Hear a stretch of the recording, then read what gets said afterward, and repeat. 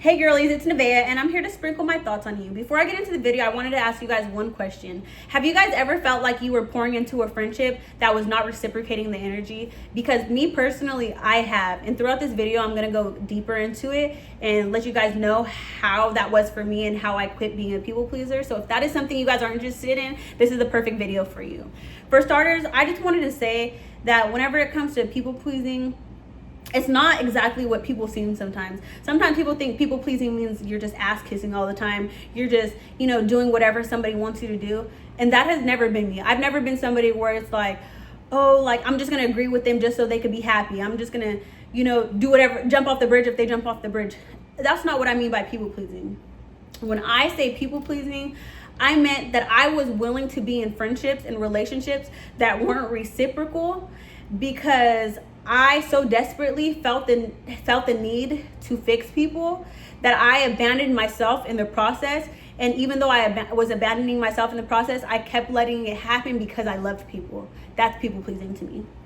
And it might be happening with you as well. If you ever catch yourself, being friends with people who, aren't there for you, but you're always there for them, it might be your people pleasing habits. Because for me personally, I used to feel like, I'm going to just keep trying with this relationship. I'm going to just keep trying with this friendship. They didn't necessarily ever betray me. They're not necessarily bad people. Let me just keep being friends with them. And I also felt like, you know what? Like, I'm a good person. That's why I'm giving them advice. I'm there for them because I'm a good person. And it almost is like this need for validation. If you are doing something and somebody is telling you a good person, you're going to be validated.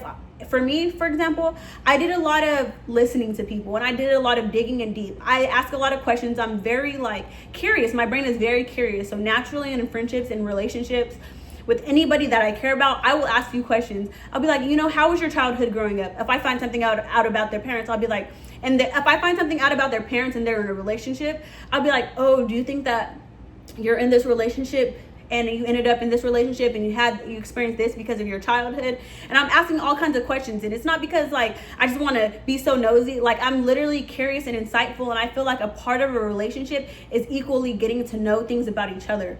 The problem with that is whenever I was in friendships with people, I caught myself knowing more about them than they knew about me. And some people would consider me to be private, but I don't think I'm necessarily private. I think I am private whenever it comes to being online, and I'm not going to share every detail about my life because of course I'm going to save it for me. But when it comes to friendships, it's not that I'm so insanely private you can't get to know anything about me, because I love to share. I love to share with people who are sharing with me. But I noticed that the reason why I would know more about them than they knew about me was because I cared enough to ask. I cared enough to learn about them. I cared enough to figure out who they were and, make connections about their life and help them get through certain stages of their lives and get to the next level of where they were trying to go, because I was curious and I cared. And I noticed that a lot of people didn't have that same consideration or care for me. And, that's okay. We just weren't in alignment. That's what I'm realizing. But I also had to realize that I was people pleasing. I had to realize, Nevaeh, if you feel like this person is not pouring into you the way you are pouring into them, why are you here? Are you here because they are constantly telling you that? Because this is what I would get from certain people that were in my life. A lot of people would tell me, you know what? You're the only person I could listen to. You're the only person that I could trust with things like this. If I was to talk about this with anybody else, this is another one I heard. If I was to talk about this with anybody else, they would get tired of me. They would get tired of me. And you know what? It's not that I actually ever got tired of those people talking about themselves, because honestly, I'm literally just built that way. I really feel like I'm curious. I care to learn about you. We could go on for hours and hours and I will be intrigued. The only issue with that is if you are not curious about me, I will literally feel drained afterwards and why is my cup not full? And I'm realizing my cup is not full because you are not curious about me back. And yeah, like I said, they would say a lot of things like, you're the only person I can talk to like this. You're the only person that listens to me. You're the only person that I feel like doesn't get tired of me, talking about my past, my trauma, what I've been through. You're the only person who, understands me. And it's wow, why am I the only person? And I started realizing I'm the only person because I don't care to set boundaries. I'm the only person because I don't care to stop and be like, hey, why are we not talking about me too? You know what I'm saying? And also another thing I noticed in my friendships, and I think it might have been because, maybe they're I don't feel like I'm neurotypical. And I feel like in relationships with people who are neurotypical, sometimes whenever you like try to relate to them, they kind of feel like you're taking over a story. Because whenever I'm talking to people, for example, say I'm telling somebody about something that happened in my life. For example, say I'm talking to we're gonna name a girl Flower. Say I'm talking to Flower about something that happened in my life, and I'm like, yeah, whenever I was a kid, this and this happened. Which I normally don't talk about stuff like that unless they say something, but keep watching. Say I was to say this and this happened. If they were to tell me, oh really, like this happened to me too, and this and this and this, and they just started talking about their story, I wouldn't feel like they were taking over. I would feel like they're doing that as a form of relatability, so we could like, you know, bounce thoughts back and forth off of each other. But what I noticed with a lot of people who are neurotypical is they could be telling a story or something that happened to them. It's not super crazy, but something that wasn't very good. And I could say something that happened to me so they could feel, you know, some sort of comfort, some sort of like relief, like, oh, okay, she's been through something like that too. That's how I wanted them to feel. But I noticed that whenever I ever shared about myself while somebody was sharing about themselves, and obviously I waited for them to finish talking, I would jump in at an appropriate time.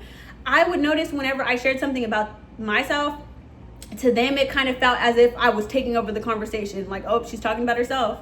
Or, you know, this is my moment. Why are you bringing up what happened to you? And of course they don't say that, but it's an energy that I just pick up. I just know, and I can tell. Like, they're not done. They just want to talk about themselves the whole time because they're used to me being their therapist. And for me, it's not worth it. It's not worth being somebody's therapist if I'm not getting that reciprocated energy. You know what I'm saying? I don't mind being there for somebody and, you know, talking about literally anything and everything.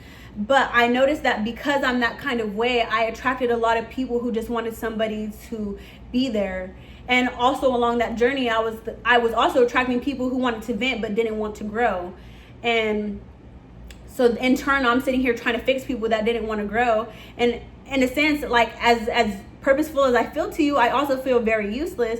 And it was just too much. It was me not being able to set boundaries and stop people pleasing. It was me not being able to be like, hey, either, you know, listen to me or we could let go of this friendship, but one of the other. It was me not being able to do that. Once I got to the point of my life where I felt like, you know what? I am worthy of being listened to. I'm worthy of being heard. I'm worthy of being respected. I'm worthy of being checked on like I check on you. Everything I give, I'm worthy of receiving, and you are not doing those things. Until I realized that, I didn't cut people off. But once I did realize that, I was able to set boundaries with people. And whenever I say set boundaries with people, I only care enough to set a boundary with you if I care about you. So if I'm saying, hey, like, I noticed you're not asking me questions, you know, you're not making forth effort to plan the dates, I'm the one planning it, or anything like that. If I notice that I am doing that and you're not doing that, I will only tell you about that boundary and tell you, hey, if you want to maintain this friendship, I feel like you have to do this. I feel like you have to start, you know, making sure that you're asking me questions about my life, or I feel like you have to feel like I'm getting tongue twisted. I feel like you have to ask me questions about my life. I feel like you have to set dates too. I will only do that if I care about you, because I feel like you're worthy of waiting. You're worthy of my patience. You're worthy of me allowing you the space to get better at what you're not good at. But if I notice that in a friendship that's only like a month long, somebody that I'm just getting to know, I won't even take the time to explain that. That kind of like talk, that kind of, you know, attitude, that kind of boundary setting for me is only for people who have been in my life for a long period of time, or have, even if it's only 4 months, but I feel like you're worthy of being in my life because of, you know, something you bring to the table, is when I will set a boundary. But when it comes to people I've only known for a month or 2 months, and, you know, we're trying to build a friendship, but I could already tell you're not reciprocating it, I will immediately stop. I will immediately like cool off. I don't even have to have a conversation. And it's not that I won't have a conversation because I'm scared to have it. It's that I don't feel like people are just worthy of trying to change anymore. People who want to change will naturally do it. People who want to get better will naturally do it. And if somebody is close enough to you, they are worth, you know, telling them, because why would you, like, you know, cut off people or let people go who, you know, have been there for you or have done things for you without trying to correct them. You know, sometimes people can't change what they're doing wrong without correction. But when it comes to people you're just meeting and you notice that these are traits about them, you better let them go before you get too close to them. You better let them go before you get to the point where you owe them an explanation. You know what I'm saying? Sometimes when you're a people pleaser, you will keep people for a long time in your life when they started off crossing your boundaries, when they started off doing things that were not acceptable to you, when they started off not giving you the reciprocation that you deserve. So those are just things that I learned, and that's how my story has been. I really just learned what I was doing, what people pleasing was, what I did and didn't deserve, what I did and didn't like. I've had conversations that I've needed, and I've let go of people without conversation that I didn't feel like were worthy of them. And I just urge you, if you're listening to me, and if you've even made it this far, I'm guessing that you're somebody who, you know, has struggled with this or cares to know how to handle situations like that. And if you are, I urge you to put up boundaries, respect yourself. It is okay to tell somebody, hey, I don't like what you're doing. Can you please fix it? If you can't fix it, this is not something that I could handle. This is not a friendship I could be in, a relationship I could stay in. But if it is something that you are willing to grow and change, and I see you starting to immediately, this is something we could work through. And also set boundaries with people you haven't known for that long. There's no reason that you've known a girl or a guy for a month straight and you're having to set up a million different boundaries because they already can't reciprocate the energy. If they're already not reciprocating the energy, chances are they are not meant to be in your life. But anyways, that was all for today. Thank you guys for listening to me. Holla at your girl. Be real or be real.